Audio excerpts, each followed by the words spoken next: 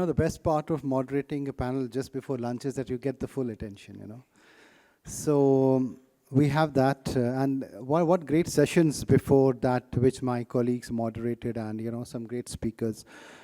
So we have this topic of using, perfect mix of ingredients for tertiary education.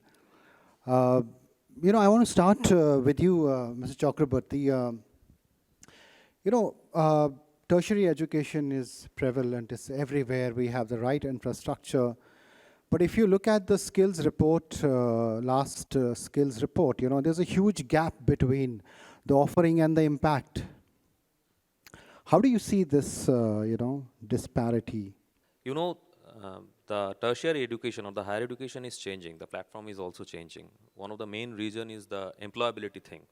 So we don't know what are the right skills will be required for maybe after 15, 20 years for our student to be properly employed. So from there, I think we need to think from this point of view, whether we need to first, I will point out few points on that. So first, I think the curriculum and the pedagogy in which our universities are performing in nowadays.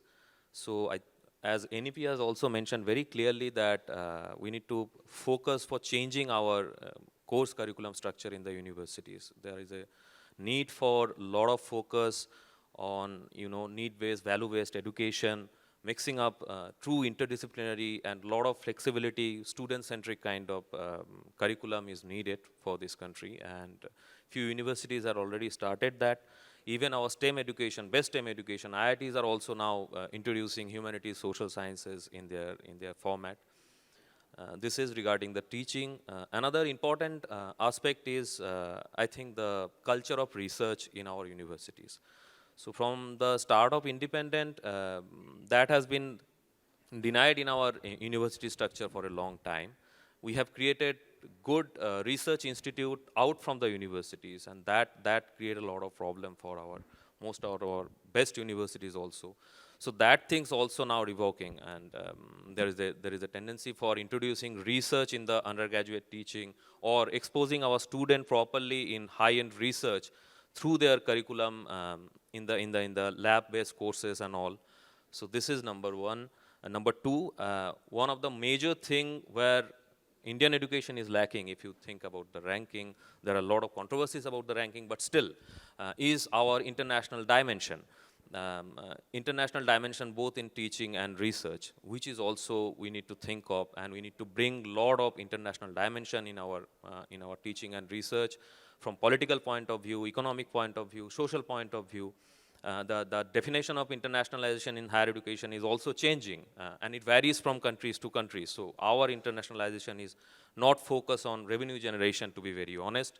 We focus more on inclusion and diversity in our internationalization also. That also a big part, which I think in the next future we need to think of.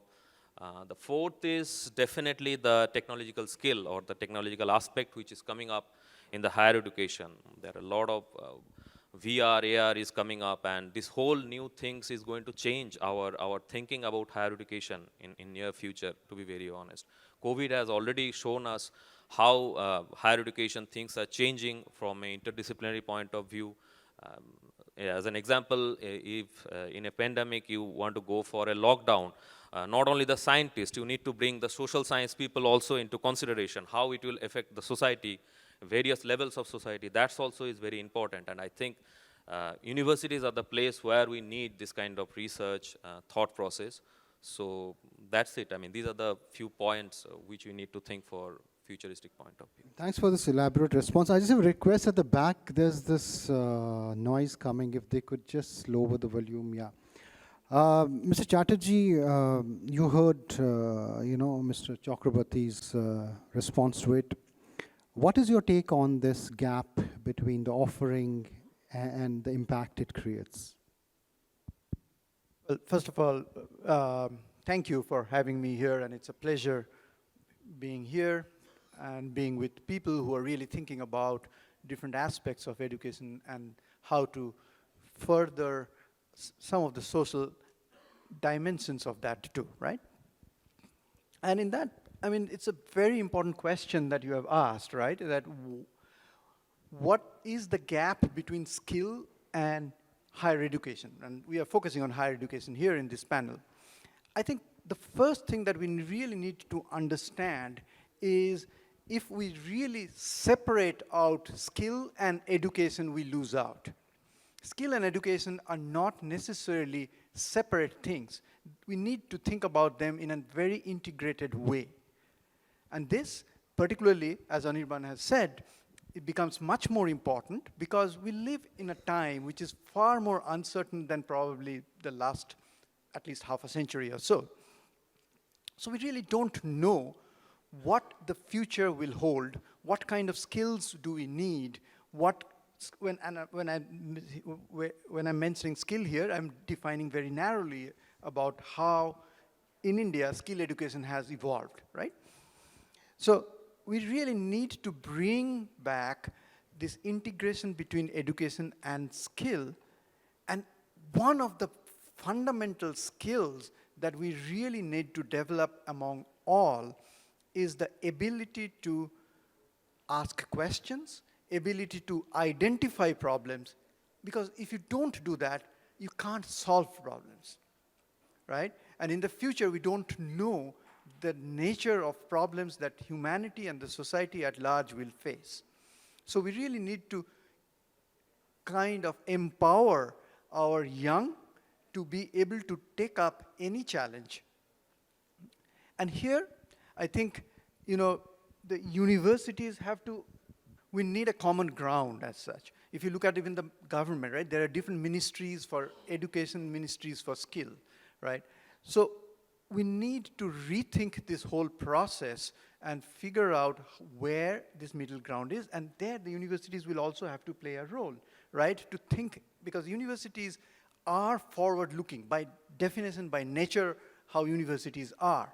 So they have to lead that. They have to integrate variety of at least skills that are required in near future into the education.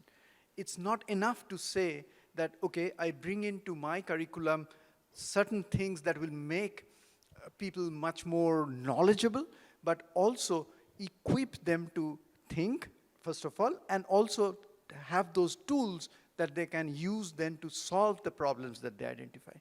So I think we need that integration, and EdTech can play a huge role here, by the way, and I'm happy to talk about that in greater details somewhat later. Yeah? Sure. I think this point of integration is very valid and very insightful. Coming to you, Mr. Arora, the same question of, this huge, in a way, and it's an irony, we have the infrastructure, we have the faculty, we have the students, but still, the impact is not there. I am Professor Nitin. I am the head of happiness at the university. So my role is in the domain of happiness. So when we think in terms of impact of education, or we think in terms of the gap that we have to bridge, how happy right now we are, whatever we have learned right now. If we are not able to hold what we have learned, there will be new mushrooms coming up, new industries coming up. So when I talk to the students, they always have one problem. They are willing to learn. They are willing to learn, but they are having one problem in their mind, that is, that if I fail to do something new, if I fail in not learning the skill, I am not valued. So in our concept of India, if we have a small story, a short story we have, that we say, if you have few children, one of them is a businessman, one of them is a doctor, one of them is a maybe engineer, other kind of a thing. We don't value a business student because we say कि ये धंधा करता है, और धंधे का मतलब अलग सोचते हैं हम. A time was there when the value of dhanda was a negative meaning, but now the value of dhanda is a positive meaning. So if you say somebody is a businessman, we value that. But we don't know that he has grown from failures. In our system of education, we say that if you are a failure, you are out. We are shunning them. So if in our system of education, if you want to bridge the gap, the only way to bridge the gap is, can we accept somebody who is failing even at the lower level? Normally we say if a small elephant is there born, we tie a thread around its feet and we tie to a chair. The small elephant can't move. As the elephant grows, the mindset remains the same, the thread might remain the same, but he won't move because in the past he hasn't moved. So if the skill, if the failure mentality is not changing, if you fumble sometime, you fail sometime, and we still have the same mentality, he will not take the risk. All those, my applause to all those businessmen who have taken the risk in the corona time. They have been, somebody, they must have been aware that somebody supporting them, somebody valuing them. Agar unko support nahi mila hota, I'm sure they might not have turned the tables. So if we want to upskill, we want to do that, at least we change the mentality first of all. That's my takeaway. Glad I'm sitting next to the professor of happiness. But I must add this point that, celebrating failure is such a big taboo. Even the universities won't accept somebody who has got less than 50%.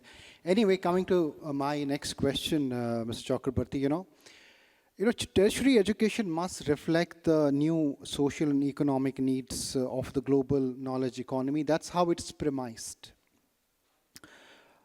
At Ashoka, if I want to take example of Ashoka and what it is doing in that respect, could you elaborate, how are you making tertiary education, reflect these social and economic needs and the global trends that are there?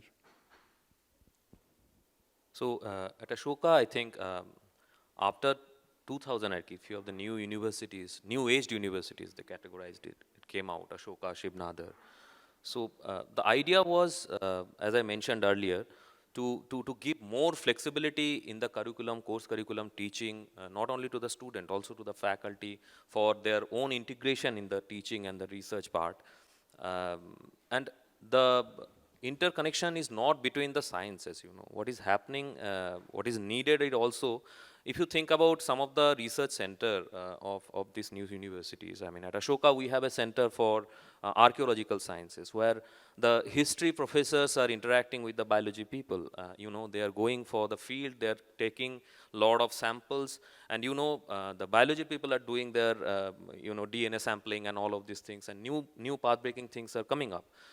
So we have a fantastic professors for data modeling, from the mathematics and the physics point of view. So our economics people, they are interacting, and there are a whole lot of new research is coming up on the economic data analysis, mostly in the COVID. So these are the new thing I think universities like Ashoka is trying to focus on. A true interdisciplinary thing. I mean, we have already seen a lot of interdisciplinary thing between mathematics and chemistry, mathematics and physics. Those are not the case. As I mentioned, that nowadays we need to focus from a country's point of view to address the social need, to address the social problem through our research. So for that, we can't ignore the social science aspect or even the humanities aspect, digital humanities, which is a collaboration between the computer science and humanities people, a very fantastic platform. So these are the new theme coming up for these new universities, and it has value, and it's addressing the social problems in a direct manner. And the outcome also you can see very properly. So I think these are the new approaches in both in teaching and research is coming up. So Mr. Chatterjee, if I had to rephrase this question for you, how is Shiv Nadar trying to disrupt this narrative and make its offering more wholesome in the tertiary space? No, I think, it's a very, very good question. And there are two aspects of it, I think. One, as you asked, and, it's about the multidisciplinary nature and new knowledge creation and things like that. But also, your original question is about, in some sense, empowering individuals of all kinds, right? From all backgrounds. And I think that is very, very important. It's not only, education cannot become elite. Education cannot become for the few. And then we will lose out, right? And at Shiv Nadar, we have been very conscious. We have also had the support of a fantastic foundation. So we have, for example, the fees has been very reasonable. Not only that, we have had scholarships for rural children and so on and so forth. So we have hugely diverse set of students. Now, diversity in terms of not only income, but distribution, geographical distribution, different backgrounds, and so on. This was also possible because the nature of the university. The nature of the university is that it's a comprehensive university. We did not start up with being one kind of university, technology university or a liberal arts university or anything of that sort. It's comprehensive because every discipline by itself stands on its own and is valued, right? And that's what we build on to bring the multidisciplinarity. Because we talk about multidisciplinarity a lot, right? But what is multidisciplinarity? And often we find a nature of multidisciplinarity emerging, which is right on the surface. But the matter of fact is, today, if we really want to solve global problems, be it about the climate change, environment, today we see the problems that's emerging in geopolitical tensions between Russia and Ukraine or China and US. There are huge problems that are global in nature and where everyone is entangled. And to solve those problems, you need multidisciplinarity. You cannot solve from one disciplinary point of view. And that can only happen when the disciplinarity is very strongly developed. So each of these people are steeped in their own trainings and own ways of doing things, and then transcend into something else, right? And that's what I think the new age universities can really do, and Shiv University definitely is doing it. And so bringing together this kind of diversity in terms of student body, in terms of faculty, as well as diversity of thought, when you bring in people who are very well versed in their own ways and dealing with own things, is, I think, the way to go in terms of inclusivity, solving this problem, and as well as integrating with the global scenario today. So apart from disrupting, and creating a department of happiness, give us a sense of the whole wholesome mix of offerings that you have to make tertiary education even more effective at Amity. Sir, Amity University was having an online certificate programs running for many years, like 2007 onwards. They were giving online certificates, or you can say the online degrees, which was not validated by UGC or AICT. But now Amity became the first university which was accredited by UGC, where degrees are valid now. So that became the disruption, even when it was recognized, but now it becomes recognized worldwide. So that was the first disruption that was in process, but become recognized very recently. That was first disruption. Second disruption happens is, like, now NEP says that we should have a kind of a foreign campus, foreign collaborations and all that. But Amity is the only university right now who had multiple foreign campuses in multiple countries, around 11 campuses. 2 months back, now students of Amity can go to Canada also. So our own students can go to Canada. A few years back, we opened in Tashkent, then we had in London, Singapore, other countries we have. So the biggest campus of Amity right now is in US. So if the campus of Noida campus, that is the headquarter campus, is around, say, 80 acres, so the campus in New York is almost 170 acres. So that's a disruption that is happening silently, but visibility is becoming as per the NEP policies, and the focus comes up on that. That is number 2 disruptions. Number 3, sir, in terms of AI. AI, we all talk about in digital and all that. I think 3 years back, we were the first one or among the leading people who offered degrees in AI in management also. People were wondering why to offer degree in AI in a business school like BBA AI, MBA AI. So even we were taken the risk, or you can say taken the lead to offer the degrees in AI also. We did that. A time is coming, all the universities is coming like that way. So that universities will become only the sports ground. Like, people will go to the universities, like in a normal parlance we say, people go and make relationships in universities. You get husband, wife, choice of partner in the universities only. So most of the universities, all edtech will take over. Something like that. If we assume that, then universities will be there as a physical place for sports games, like sports program.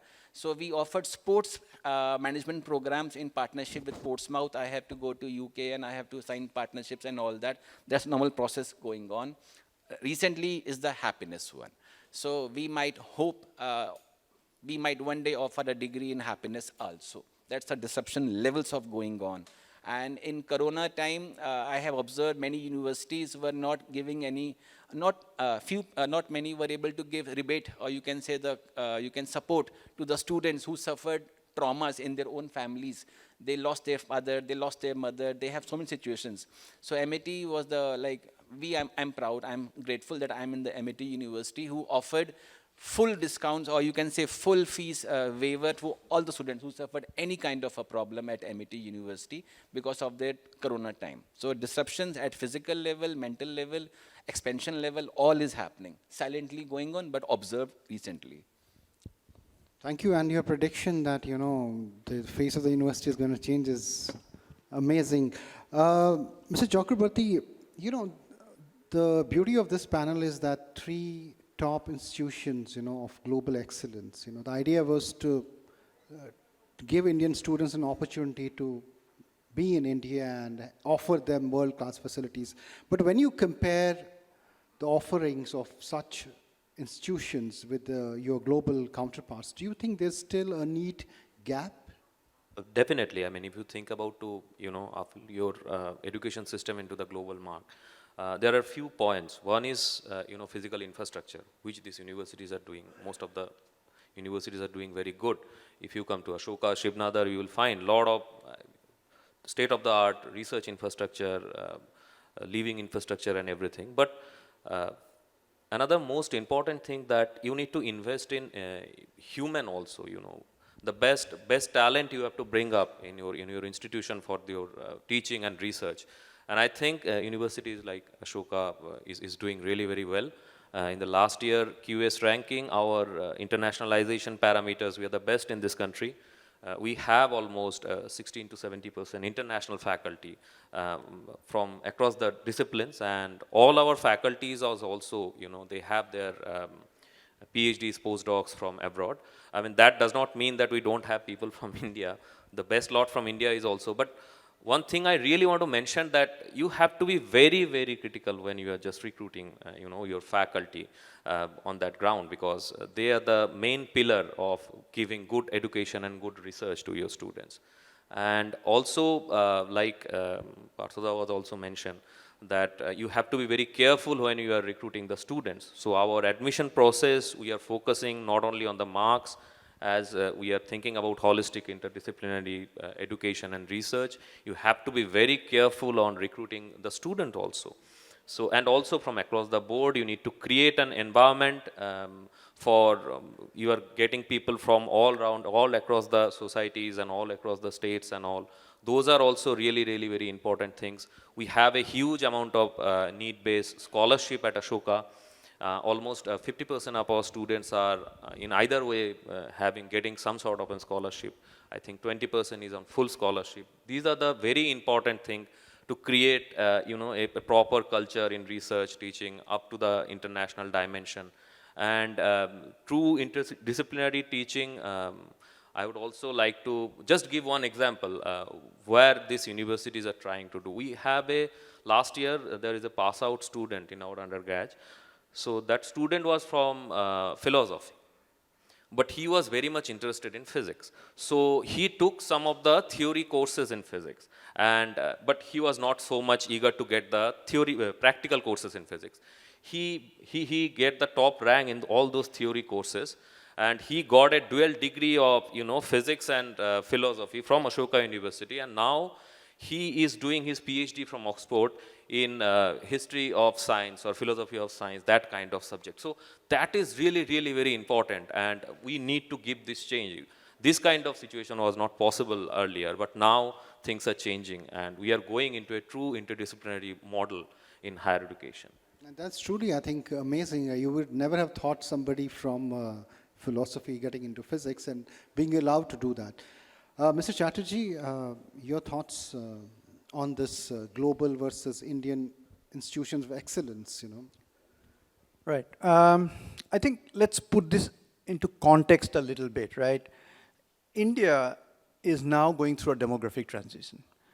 India has the largest population of college-going students, right? And among them, only 25% of them get into any kind of higher education institute. And I'm not only talking about the top ones, it's across the board, all colleges, all universities, they absorb only 25% of students who could go to college any particular year. So we are really talking about huge undercapacity in India, where these universities like Ashoka and Shiv University and so on can come in and do is they are establishing the frontier that, okay, what can happen, and equating higher education in India globally, right? Bringing that parity. But we really need to deepen that. We really need to find a way so that we can spread this quality higher education into a larger segment of the higher education sector, right? Because without that, we will still have students going out. Because no matter how many, and again, we cannot, Ashoka or Shiv University are built to be small universities. The focus is a lot on research. So it's not about volume.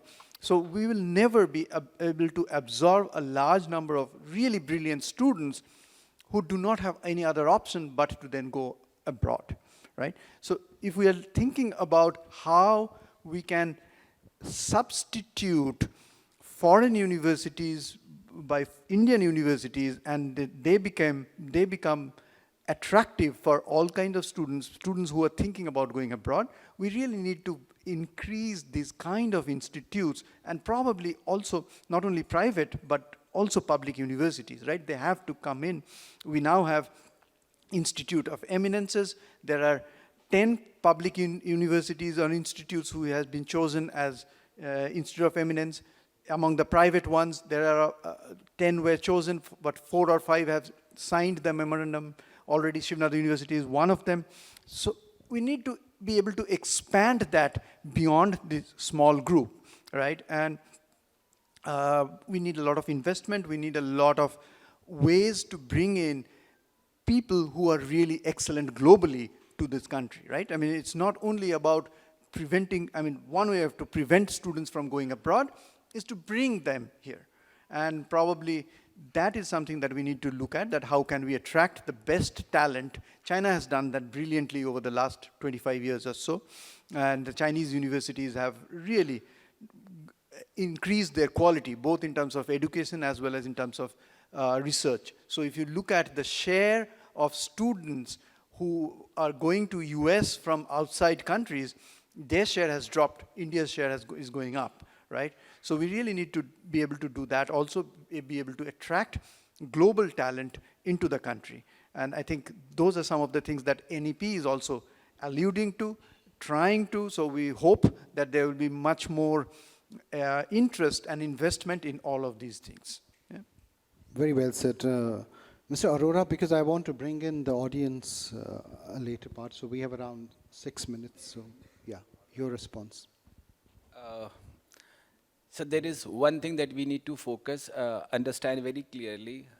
Maybe I have observed, okay, if somebody want to become a teacher in Asia, or you can say in India, normally we say this is the last choice for him to become a teacher. So this is one mentality that we are suffering. This is, if you talk about the Finland, so the #1 happy country in the world and the top education system that they have. So I have observed that they have the top people, they prefer teaching. So they have the salaries as compared to the CEOs of that country. So this one mentality is one reason why we are not able to catch up, or you can say the gap exists. So somebody who is training, like if you go into a gym and the gym trainer, he himself don't have good muscles, he won't help people to become a good muscle man. So this one mentality is one reason. I heard about one case in Haryana. A girl got admission in Harvard, and the reason was just checked out, and the reason was found, okay, out of 100 applications that goes in Harvard, at that time only 10 went. It means in Corona time, people don't want to go abroad. So only 10 applications from India went, and she was one of those top 10, and then she got admission in that. So when this is happening, point was that foreign universities at that time of Corona, they know admissions are falling down. So they were tying up with the universities in India or China because India and China contributes maximum students being sent abroad to those. So there is one point here is foreign people, they don't want to come to India. We want to go to the foreign countries. The reason is one that we all agree upon is that sessions that are coming up, or then I have observed, ke the quality. People in teaching, they are saying कि बस marks ले लो, pass हो जाओ और degree हो जाएगी आपकी, ये हो जाएगा. Students know it, and some locations, quality in some universities are far better. I'm happy that we also offer in that high standards. But majority of the wise, if you observe, okay, students have a feeling. I have taught in some rich universities and in some middle universities. In one observation I have, if you teach in a rich university, students have passion. And the teachers have one problem, they don't get respect. Because the salary of a teacher is far lower than the pocket money of a student. They don't get that. If you are teaching in a lower universities, we observe that something surveys are there, they value teacher the most. They get the best respect because they think the teacher is the way for the success. I talked to one rich student. I have taught in foreign countries also, like Jordan and Bahrain. I have taught there as in American universities also. So I told one student, please study sometime. कभी पढ़ लिया करो. वो कहते सब पढ़ के क्या करना है? We will hire people like you and they will work for us. This is their mentality. So this is one reason. Sir, Elon Musk also have said he has a rule now. He don't want degrees for his employees. He says, I'll give you a problem. You can solve the problem. I don't care if I'm Stanford or any university. You can solve the problem, you are in. If you can't solve the problem, you are out. So they are solving this problem in this manner also, without degrees kind of a thing. And sir, last point I want to say, sir, sorry to say, there is a book by Harvard or by Stanford on bullshit. Right? They say there are many bullshit jobs available in the market, which makes no sense, but people are being trained for those bullshit jobs, right? So there are some courses and running in the US, or you can say in India also. One example I will say in India, there is a program running, I will not name the university. The course name is How to be a Good Daughter-in-Law. How to be a good daughter-in-law. And rich people are sending the daughters-in-laws to those programs. It makes sense, I don't know, but there are some courses of very wild nature also. So we need to eliminate some of the courses. Are you also introducing such courses? I don't want to enter in trouble right now. So point is very simple, there are bullshit courses running, which makes no sense. Companies don't want to know about that. In US, I have seen far worse courses, far bullshit courses.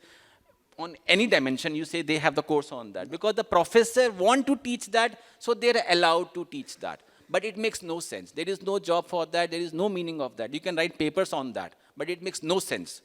So skill gap आ रहा है क्योंकि पढ़ाया जो जा रहा है, sorry to say, in some courses are like BS is there. So, but thanks for being so candid and forthright about these. These are valid points. I wish I had more time to take questions, but okay, one question, 1 minute, 30 seconds. Okay. Gupta, I'm from Henry Harvin. So my question is that students pay enormous amount to US universities.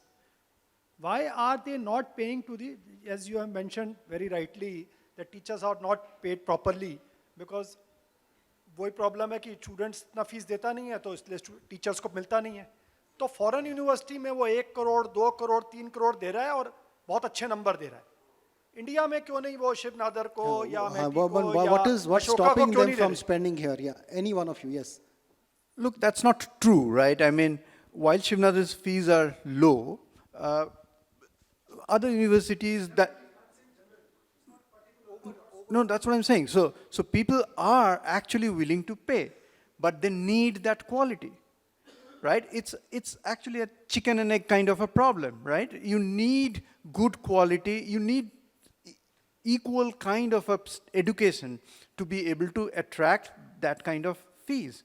You just can't say that, okay, I have some buildings and I'll get 1 or 2 professors and that's it, right? That will not work. So universities like Ashoka and have shown that you can attract people who are willing to pay fees if you can deliver quality, right? So I think that's where we need to look at that. How can we build that quality in India? Right. Most Universities, absolutely. They I'm are so far sorry. below the frontier. But thank you so much for being such a patient audience, and thank you, my esteemed panelists here.